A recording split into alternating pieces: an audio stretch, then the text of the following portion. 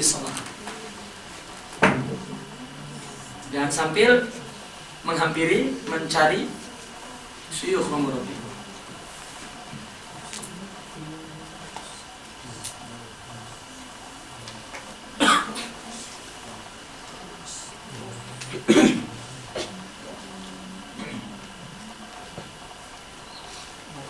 Ada satu soalan yang bisa jawab.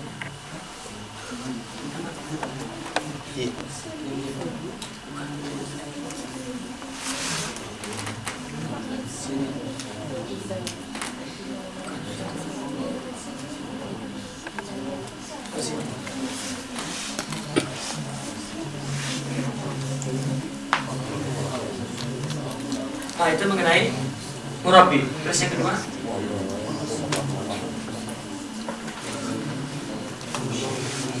Ihya Ulumuddin, kitab yang subhanallah tidak ada taranya, tidak ada yang menyamai sebelum dan sesudahnya. Ya. Di situ dituliskan antara fiqih wa tasawuf, satu kelebihannya. Kedua, di situ dituliskan hadis wal Quran dan pengalaman tabi'in salafus saleh min as-salihin was-siddiqin. Dan keempat, beliau memadu antara pengalaman ulama dahulu dengan pengalaman pribadi dia. Ya. Dan yang keberapa tadi? Yang kelima, dia berusaha mengkritik seluruh bidah yang terjadi di masa lalu dan kesalahan yang terjadi di masa lalu. Itu kelebihannya. Setiap buku punya kelemahan. Kelemahannya dua. Satu, banyak hadis dhaif. Ketiga, hulu fil hikayah, berlebihan dalam menceritakan kisah-kisah salaf. Baik. Tentang hadis dhaif. Dhaif itu rata-rata bisanad, laysa fil matan.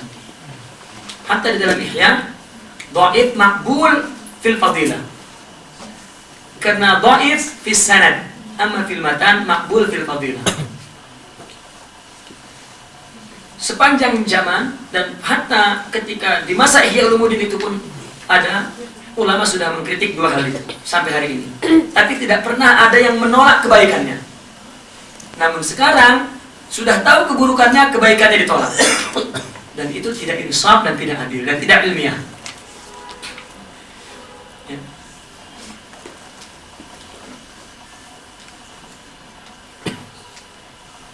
Saya membaca Ihya dan artinya khatam, pernah khatam satu kali dan sekarang mungkin akan yang kedua kali, masih juz kedua membaca Ihya. Dan kita tahu itu hadis dhaif, sudah ada ditahqiq oleh Imam Al-Iraqi. Kita tengok hadis dhaif, tapi kita bisa merasakan maknanya. Ya. Dan banyak yang mengkritik dari orang yang menamakan diri bermadhab Imam Syekhul Islam Ibn Taimiyah. Padahal tidak ada orang yang selamat daripada kedhaifan dalam meriwayatkan hadis. Antum sila beli kitab Siyasah Syariah punya siapa? Punya Imam Ibn Taimiyah. Di dalamnya banyak hadis dhaif yang lebih buruk daripada Ihya. Tapi mereka syukur ketika Ihya bicara, karena Ihya sufi. Karena gara-gara sufi, ya,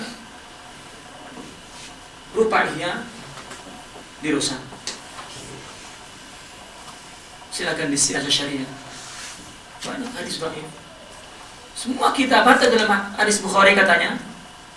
Ya, kita suka dari muqarrar kan, ulama-ulama kritik dari zaman dulu sudah ada yang mengatakan ada 17 kalau tidak salah hadis dhaif dalam Sahih Bukhari. Hatta Imam Ahmad meriwayatkan hadis dhaif dan mengamalkan dengan hadis dhaif. Dhaif itu sanadnya, hadis tidak ada yang dhaif matanya. Karena kalau dhaif bukan hadis. Adapun sanad, maknanya selama maknanya sesuai dengan Al-Quran dan hadis, sesuai dengan akal, tidak beriktirad dengan hadis lain, maka diterima. Dan kita husnuzon bahwa ulama yang menukil hadis dhaif sudah ditimbang dengan timbangan ilmiah, akliyah, secara ilmiah, secara akal dan secara syariah, hukum agama. Ya, ini itu ya ada kekurangan. Contoh, ada ulama yang mengatakan Imam Ibn Taimiyah akalnya lebih cerdas daripada hatinya. Maka akalnya sering mendahului ungkapan ulama yang bil qulub.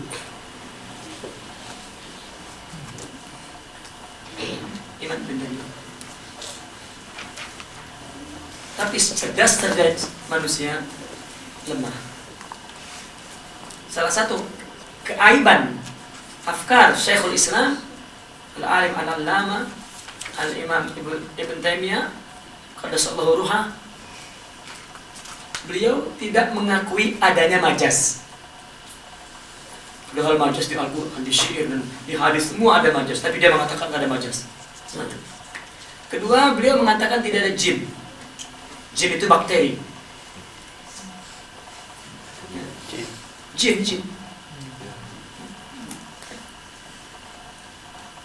Tidak ada jin.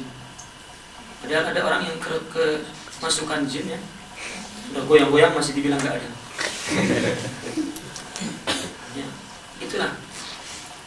Cerdas-cerdasnya jatuh pendapatnya. Dan Imam Al-Ghazali seorang adib, faqih. Betul, kekurangan ihya, dhaif, wa ghulu fil qissah. Bas. Tapi manhajnya, cara merasionalisasikan masalah luar biasa. Karena beliau adalah orang filsafat, filosofi. Ya. Ulama menilai tidak ada buku sebaik Ihya sebelum dan sesudahnya.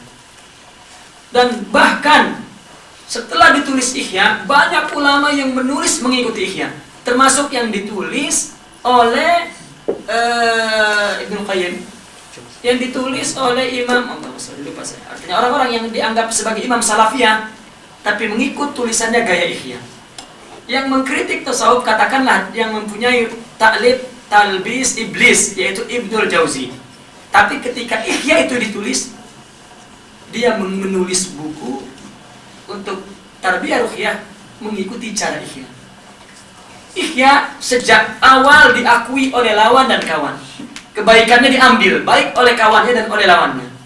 Tidak seperti belakangan ikhwanuna as-salihin alladhi syuwayya hadha menolak sepenuhnya Ihya itu. Itu tidak insaf. Malaysia. Ya, itu hak mereka untuk bersikap begitu. Ya.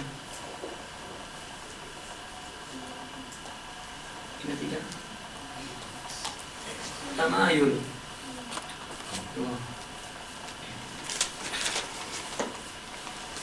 Itu tidak ada anjuran tamayul.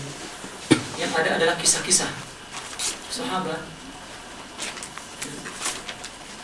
Mungkin saya hanya menganjurkan baca Ihya dalam kitab zikir atau di dalam kitab Haqaiq An-Tasawuf yang ditulis oleh Abdul Qadir Isa dengan judul Harakat Zikir. Ya, dan banyak buku-buku tentang zikir. Saya tak pasti apakah di Al-Adhkar yang ditulis oleh Syekh Nawawi itu ada, saya tak pasti. Ya, yang ada hanya tamayul.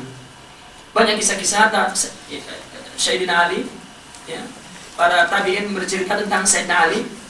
Apabila dia subuh, mereka orang-orang salaf tidak tidur sampai syuruk.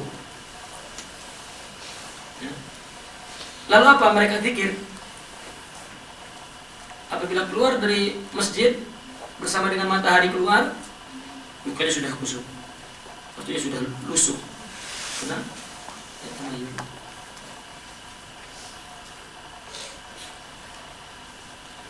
Jadi tamayul itu wujudan, tidak boleh dibuat. Itu memang muncul dari rasa unus, dan unus itu adalah hal, ya, kondisi jiwa yang tidak bisa dibuat, itu datang sendiri. Macam orang dengar lagu langsung, nah, mananya tamayul. Dan para sahabat dulu apabila dia di masjid, artinya berzikir seperti pohon. Maka hatta dalam yang disebut hadrah, tamayul itu harus bareng, seperti pohon,